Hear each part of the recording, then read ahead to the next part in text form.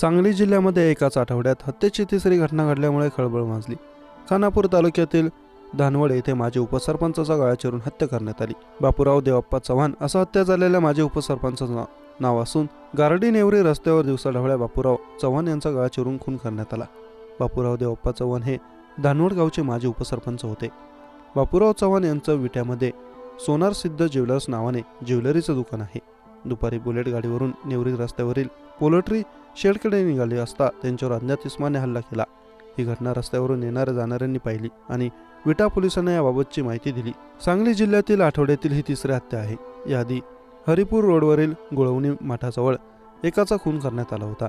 मोटरसायकलला cut मारल्याच्या वादातून सूरज सिद्धनाथ याची हत्या करण्यात आली।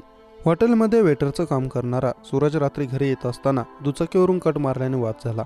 या वादानंतर सूरजच्या गळ्यावर, छातीवर, पोटावर, पाठीवर धारदार शस्त्राने 22 वार करण्यात आले। या प्रकरणी अरमान जावेद शेख, अथर्व नरेंद्र गायकवाड, सौरभ अशोक यादव यांना अटक करण्यात आली। तसंच 4 अल्पवयीन मुलांनाही ताब्यात घेण्यात आलं आहे।